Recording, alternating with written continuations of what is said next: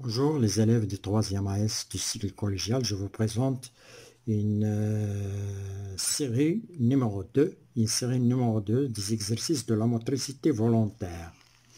Alors, première partie, restitution des connaissances sur 8 points, comme d'habitude. Exercice numéro 1, 2 points, sur 2 points. Choisissez les affirmations exactes et mettez vraies. Petit a, un nerf moteur conduit l'influx centripète. Faux.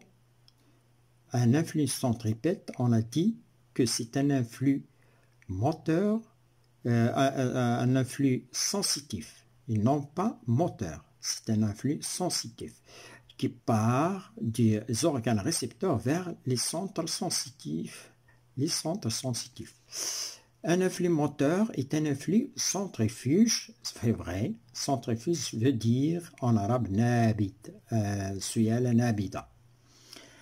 Alors, qui part du centre nerveux vers les muscles. Lors de la motricité volontaire, l'influx nerveux naît au niveau des organes effecteurs. C'est faux. Lors de la motricité volontaire, l'influx nerveux naît au niveau de l'aire motrice. Les organes effecteurs, ce sont les muscles. D. La lésion de l'aire motrice, تخريب الباحة الحركية de l'hémisphère نصف الكرة المخية اليمنى. Donc, يؤدي إلى شلل la paralysie de la moitié gauche du corps. C'est-à-dire la lésion de l'aire motrice de l'hémisphère droit, on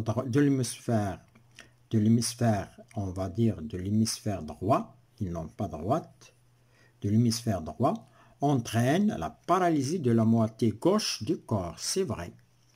L'hémisphère droit, la paralysie de la moitié gauche, inversion.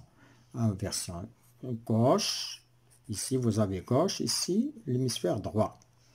Un hémisphère, on dit un hémisphère. Exercice numéro 2, on considère les 4 expériences du groupe A et les 4 résultats du groupe B. Alors, les expériences du groupe A, lésion de l'aire occipitale. Occipital, c'est l'arrière du cerveau, arrière du cerveau, là où il existe l'air visuel. Lésion de l'aire motrice, on sait de l'hémisphère gauche. Section du nerf rachidien, lésion d'hémisphère gauche du cerveau. Alors, les groupes B, c'est les résultats de ces expériences. Paralysie de la moitié droite du corps, cécité totale de la vision. Cécité totale, c'est-à-dire فقدان البصر. فقدان البصر de la vision, enfin la cécité totale. Paralysie de la partie énervée par ce nerf, شلل المنطقة المعصوبة, énervée par ce nerf. شلل المنطقة المعصوبة بهذا العصب. Paralysée et perte de la sensibilité de la moitié du corps. شلل وفقدان الحساسية. جوج بهم. فالشلل وفقدان الحساسية لنصف الجسم. Alors, la question, compléter les couples, ici vous avez les couples, compléter les couples, confier. وأسند لكل رقم et confier à chaque numéro des expériences une lettre des résultats. Une lettre رقم أنسب لكل رقم حرف من النتائج. Donc 1 qui est la lésion de l'aire occipitale, B. B ça veut dire cécité totale de la vision. 2 A. 2 lésion de l'aire motrice de l'hémisphère gauche. A. Paralysie de la moitié droite du corps. 3 C. 3 C. Section du nerf rachidien. Paralysie de la partie énervée par ce nerf. 4 D. C'est 4 D. Lésion de l'hémisphère gauche du cerveau. On va parler ici on va parler du gauche, l'hémisphère gauche du cerveau, et on va parler de la partie droite et de l'autre côté. D. Paralysée et perte de sensibilité de la motricité du corps. Ici, et il faut signaler que la lésion de l'hémisphère gauche contient les aires sensitifs droits, les aires sensitifs du côté droit et les aires motrices du côté droit. C'est ce qu'on appelle même perte paralysée, perte de la moitié du corps de la moitié du corps. On peut ajouter ici droit, parce que ici, il s'agit de l'hémisphère gauche.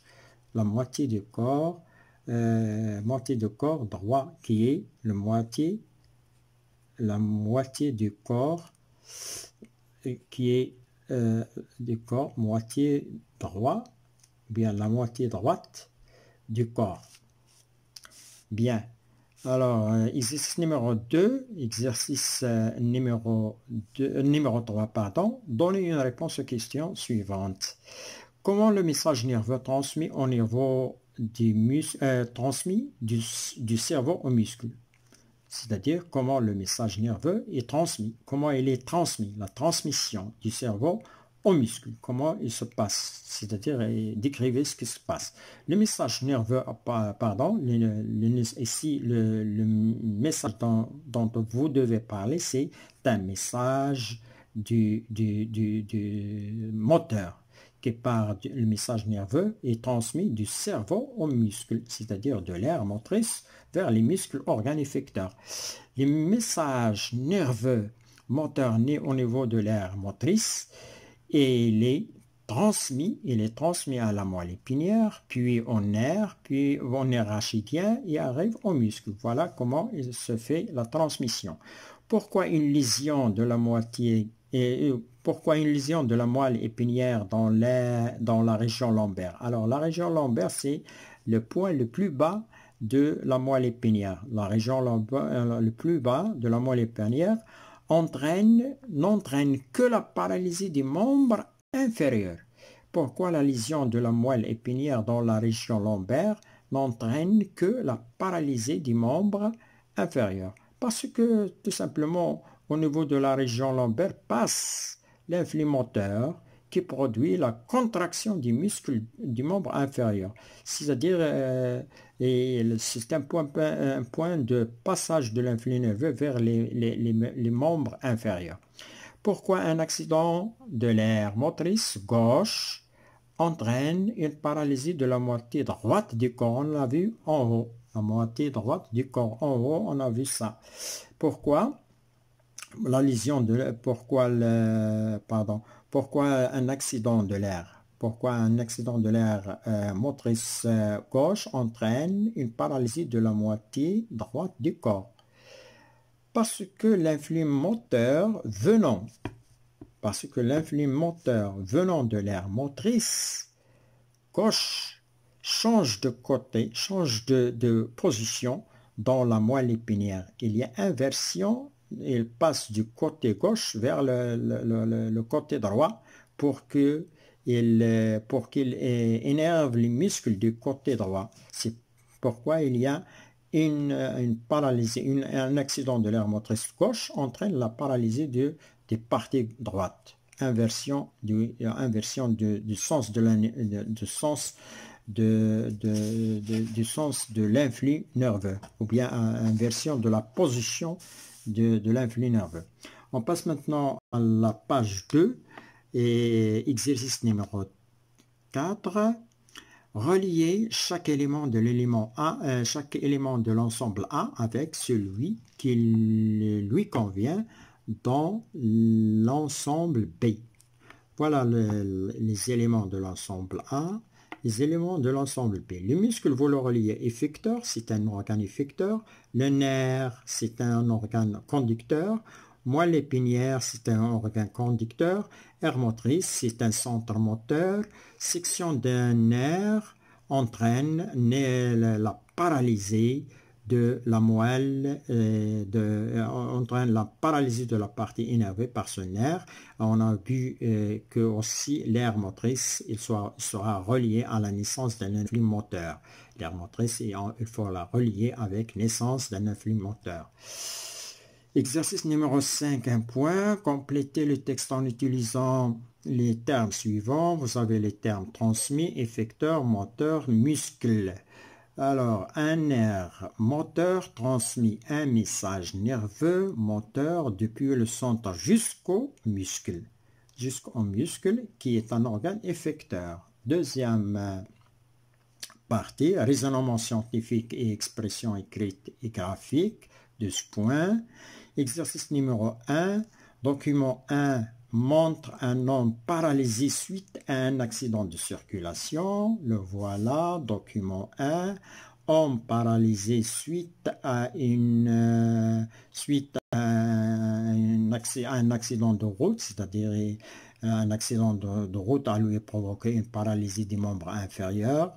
Qu'est-ce que ça veut dire paralysie des membres inférieurs? Il ne peut pas marcher, il ne peut pas faire des mouvements. Il a un chariot dans lequel il se déplace.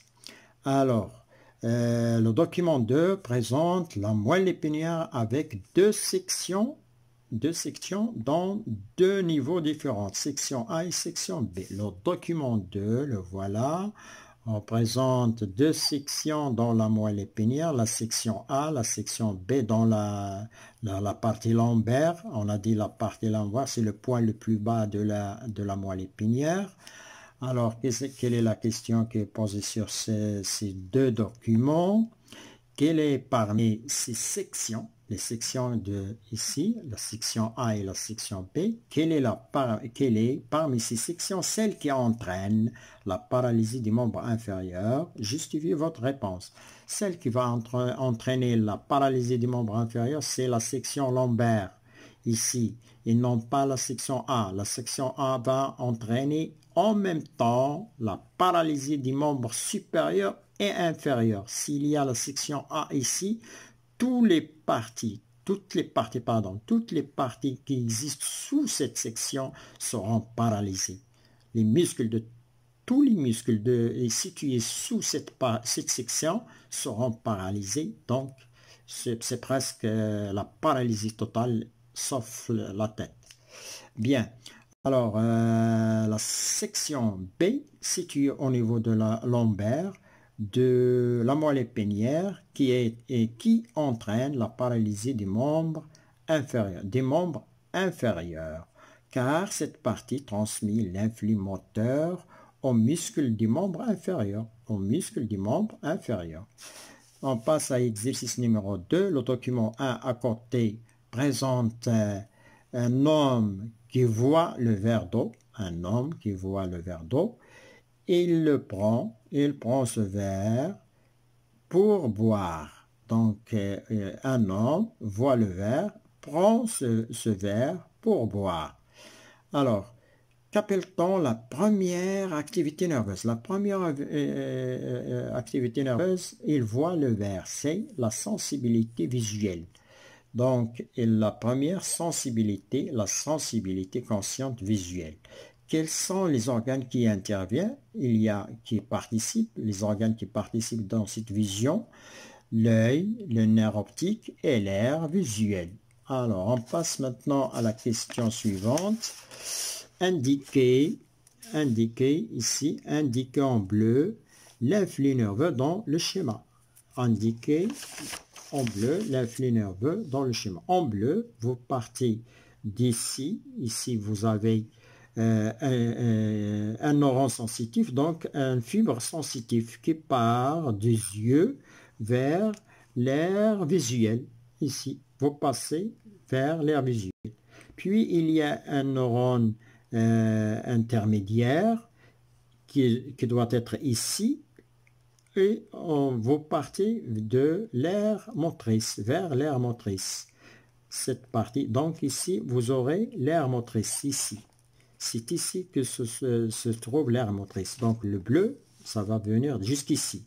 Ou bien, il va partir dans le cerveau et vers l'aire motrice, jusqu'ici. Donc le bleu, ce sera jusqu'ici.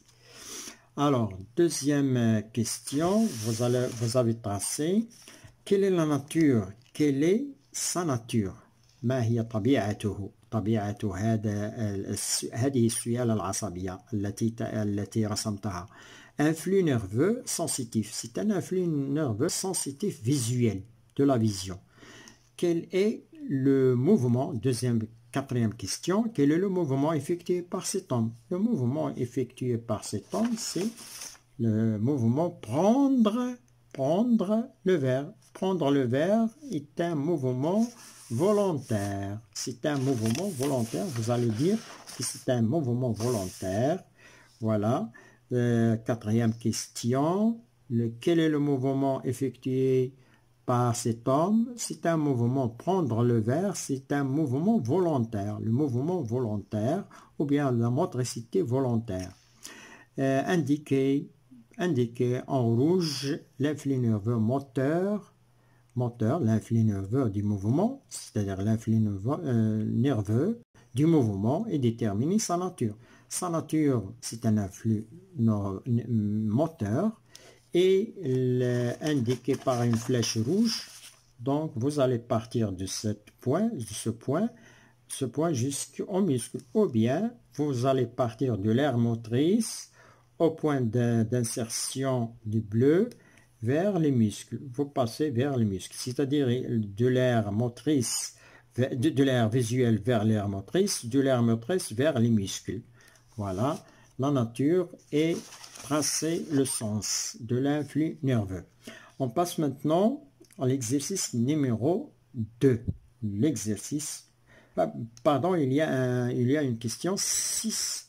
Quel est le rôle du muscle dans ce mouvement? Le rôle du muscle dans ce mouvement, c'est un réalisateur du mouvement. Il réalise le mouvement, organe effecteur. C'est ce qu'on appelle organe effecteur. Il a un rôle d'organe effecteur. Le muscle réalise le mouvement, c'est un organe effecteur. Exercice numéro 3 sur 2 points. Annotez le schéma et tracez en bleu le sens de l'influx nerveux. Alors, annotez le schéma. Le schéma sera comme suivant. Sillon de Rolando, aire motrice gauche, le cerveau, le cervelet, la moelle épinière, fibre nerveuse, muscle droit et le bulbe rachidien, c'est ici. Tracez le sens de l'influx nerveux. L'influx nerveux commence de l'aire motrice, se dirige vers le bulbe rachidien, la moelle épinière, fibre nerveuse ou bien un nerf rachidien vers le muscle et arrive vers le muscle qui répond avec une contraction. Exercice numéro 4, le dernier exercice. Une hémorragie au niveau du cerveau a causé une paralysie de la main gauche chez un individu. Hémorragie, c'est-à-dire nazif damawi. C'est un nazif damawi أدى إلى شلل اليد اليسرى عند شخص. Voilà. Alors, les examens médicaux du cerveau de cet individu ont montré une lésion dans la partie colorée en bleu. Voilà la partie colorée en bleu, hémisphère droit, zone atteinte d'hémorragie. C'est cette zone qui est atteinte d'hémorragie. Alors, la question en blanc. Et donc, on a montré des examens médicaux du cerveau de cet individu ont montré une lésion dans la partie colorée en blanc, dans la figure 1 à côté. Voilà la figure 1, la partie lésée, la partie qui est atteinte d'hémorragie, d'hémorragie, c'est celle-ci. Alors, déduisez le rôle de la zone lésée, puisqu'il y a une paralysie. Il est atteinte une paralysie de la main gauche, donc il s'agit ici d'une aire motrice droite. Le rôle de l'aire motrice droite lésée commande le mouvement de la main gauche. C'est elle qui est responsable du mouvement de la main gauche. Expliquez pourquoi la main gauche et non pas paralysée et non pas la main droite. Parce que ici la main gauche qui est paralysée, car l'aire motrice droite qui est lésée. Il y a inversion de l'influx nerveux au niveau de la moelle épinière. Tracez sur le schéma du document le trajet et le sens. Le trajet et le sens de l'influx nerveux chez un individu sain qui n'a pas cette partie lésée. Donc vous partez de cette partie, l'aire motrice ici, l'aire motrice droite, vers la colonne vertébrale, vers l'épaule, le nerf, ici il s'agit d'un nerf rachidien, et vous arrivez au muscle de la main gauche. Voilà, merci d'avoir suivi cette vidéo. On se retrouve dans une autre vidéo et merci.